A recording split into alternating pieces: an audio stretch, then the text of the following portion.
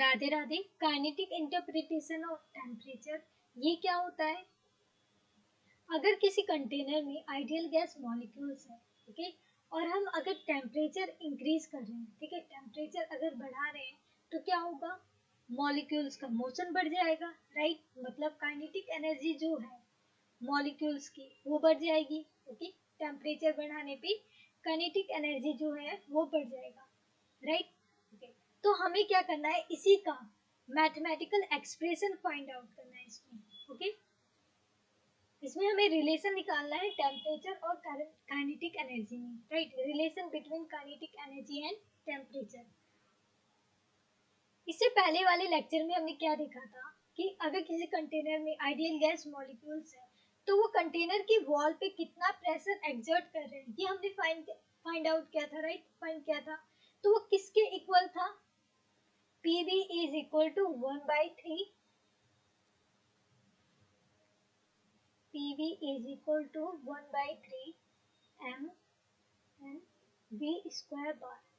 P क्या है यहाँ पर? प्रेशर, है ना। और V क्या है? Volume, right. M क्या है? Mass of one molecule, okay. N क्या है? Total number of molecule. V square बार क्या है? मीन स्क्वायर वेलोसिटी, है ना। अगर मैं इसमें से मल्टीप्लाई एंड 2 से डिवाइड कर दूं तो क्या होगा? देखो, PV इज इक्वल टू 2/3। मैं इसे इस तरीके से लिख सकती हूँ,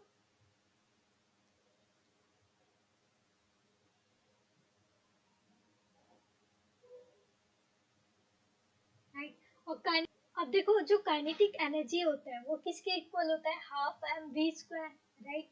और ये क्या है? V square average, right. तो ये क्या हो गया हमारा? Half M V square average. ये क्या हो गया हमारा? Average kinetic energy, right. तो P V is equal to 2/3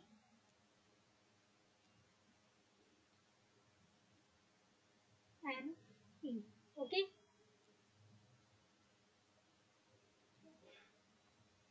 right, यहाँ पे ई क्या है? एवरेज काइनेटिक एनर्जी, है ना।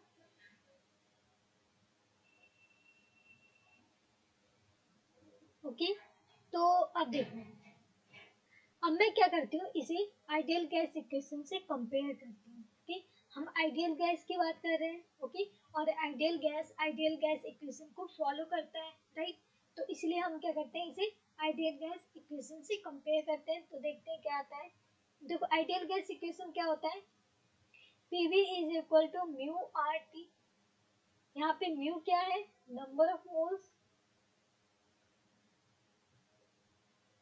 राइट। आर क्या है? Gas constant, okay. क्या होता है इसकी वैल्यू? 8.314 जूल पर मोल केल्विन,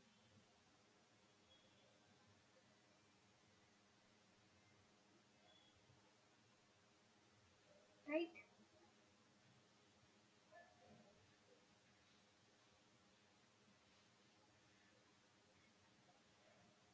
तो अब इन दोनों इक्वेशन को देखो, क्या आएगा? 2/3 N E mu R T, okay. अब यहाँ से ई क्या होगा हमारा?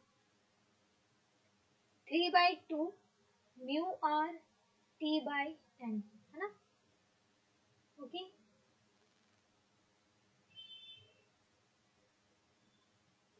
राइट, ये हमारा क्या है? Average kinetic energy of molecules, okay. अब देखो, अगर हम 1 मोल गैस की बात करें तो 1 मोल गैस, ओके।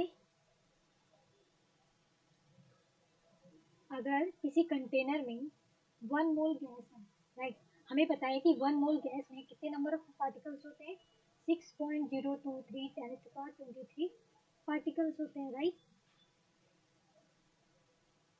है ना। ओके, अब तो इस कंटेनर में 1 मोल गैस है, तो इसमें कितने नंबर ऑफ पार्टिकल्स होंगे टोटल? 6.023 10⁻23 मॉलिक्यूल्स होंगे इस कंटेनर में, राइट। और ये कैपिटल एन क्या है, टोटल नंबर ऑफ मॉलिक्यूल्स, और इस कंटेनर में कितने टोटल नंबर ऑफ मॉलिक्यूल्स है ये, राइट। तो ये क्या है हमारा कैपिटल एन है ना। तो n is equal to 6.023 10⁻23, okay. और यही क्या है, हमें ये भी पता है कि ये क्या होता है हमारा एवोगैड्रो नंबर, राइट। तो ये हमारा क्या है Na, ओके। तो कैपिटल N जो है वो एवोगैड्रो नंबर के इक्वल होगा, राइट, फॉर 1 मोल गैस के लिए, 1 मोल गैस के लिए, राइट, ओके। तो यहाँ पर मैं N की जगह Na लिख सकती हूँ, ओके। तो हमारा E क्या होगा, 3/2 R/Na,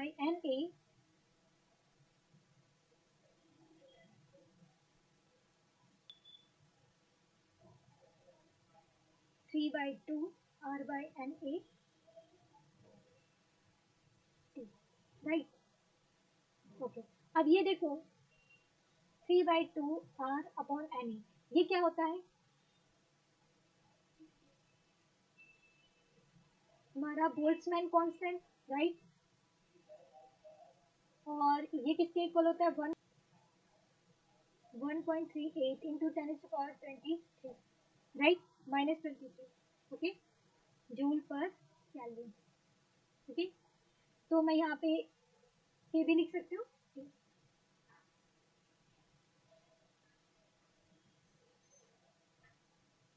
राइट। तो यहाँ से देखो ई जो है वो डायरेक्टली प्रोपोर्शनल है टेम्परेचर के,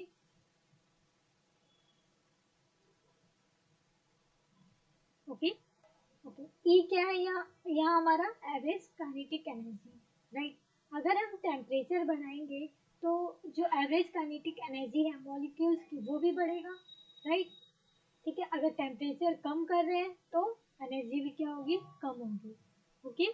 तो average kinetic energy of a molecule of a gas depends only on the temperature, okay, and independent of the Kessler volume and nature of ideal gas, okay।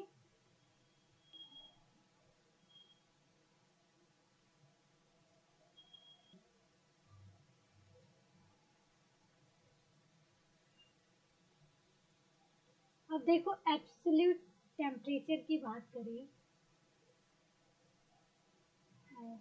Absolute,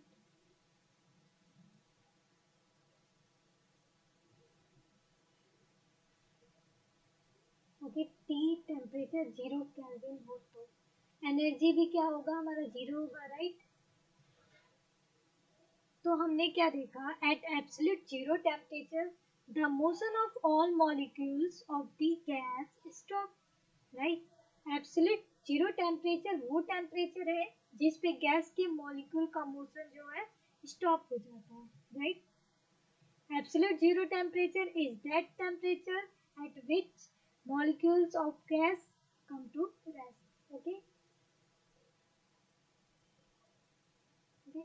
अब देखो जो हमारा E क्या था, 3/2 kB, okay. E क्या है हमारा average kinetic energy, ये क्या है, half M B square average is equal to 3/2 kB, right.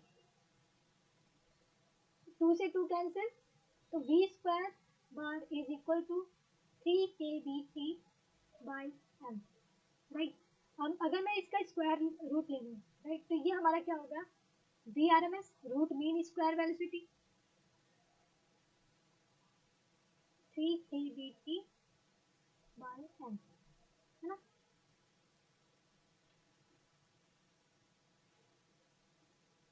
Right. तो यहाँ से V R M S is directly proportional to square root T. देखो के भी क्या है हमारा कांस्टेंट है, राइट। मास जो है वो भी कांस्टेंट है, सिस्टम के अंदर मास ऑफ पार्टिकल जितना था उतना ही रहेगा, राइट, ओके। तो ये जो है इसके डायरेक्टली प्रोपोर्शनल होगा स्क्वायर रूट टेम्परेचर के, ओके। तो इसका मतलब क्या है कि टेम्परेचर बढ़ाने पे वी आर एम एस भी बढ़ेगा, ओके। टेम्परेचर बढ़ाने पे काइनेटिक एनर्जी बढ़ेगी तो इसकी स्पीड बढ़ेगी, राइट, ओके। अब देखो अगर ये तो था ठीक है, अगर हम प्रेशर के लिए देखें कि प्रेशर बढ़ाने पे वीआरएमएस बढ़ता है कि घटता है, ओके, तो इसके लिए देखो क्या होगा, हमारा जो था एवरेज काइनेटिक एनर्जी 3/2 के बी टी, राइट, ओके, ये क्या है, half M B square bar is equal to 3/2 two K B T, right, 2 से 2 कैंसिल, तो V square bar 3 kBT by m, okay, okay. अब देखो V² bar is equal to 3 RP/m N A देख सकते हैं, राइट, ओके।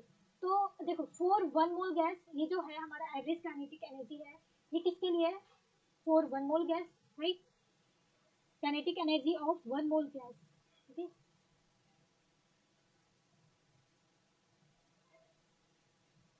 Right, okay. तो for 1 mole gas PV is equal to क्या होता है हमारा, म्यू आर टी, राइट, तो फॉर 1 मोल म्यू क्या होगा, 1, राइट, तो PV is equal to R T, okay. तो यहाँ से मैं आर टी को, ये है तो मैं पीवी लिख सकती हूँ,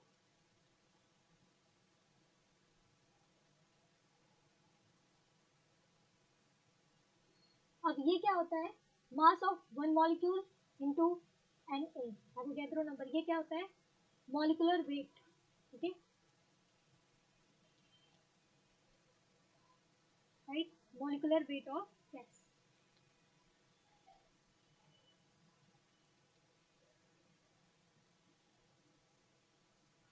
अगर मैं इसका स्क्वायर रूट ले लूँ तो क्या होगा, ये क्या होगा हमारा वी आर एम एस, क्या होगा, square root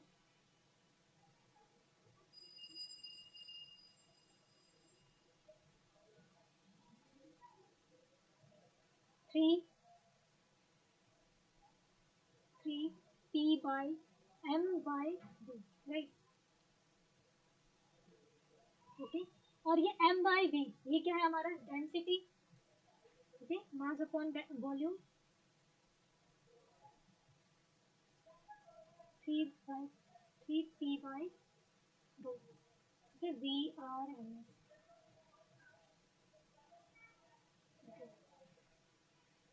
right.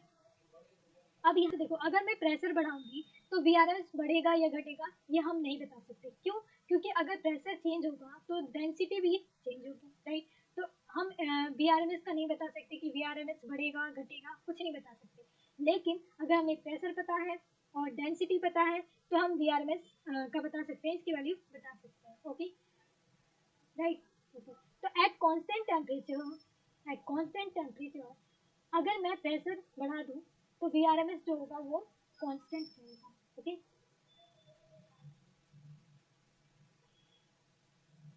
Right,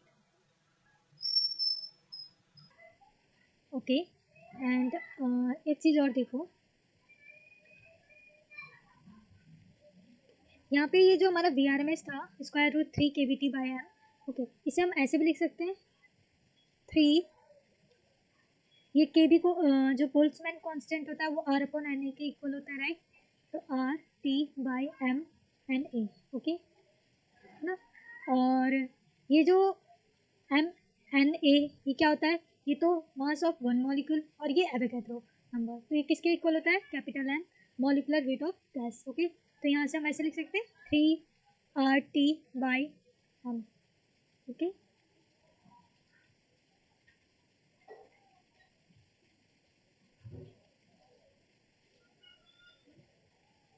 okay. अच्छा, क्या आप मुझे बता सकते हो कि श्री कृष्ण भगवान जी के शंख का क्या नाम था, तो भगवत गीता के फर्स्ट चैप्टर के 15वें श्लोक में बताया गया है कि श्री कृष्ण भगवान जी ने युद्ध में 5 जने शंख बजाया था, और अर्जुन ने देवदत्त शंख बजाया था जो कि इंद्रदेव जी ने उन्हें दिया था, और भीम ने पौंद्र नामक शंख बजाया था, ओके, राधे राधे, नाम जप करते रहिए।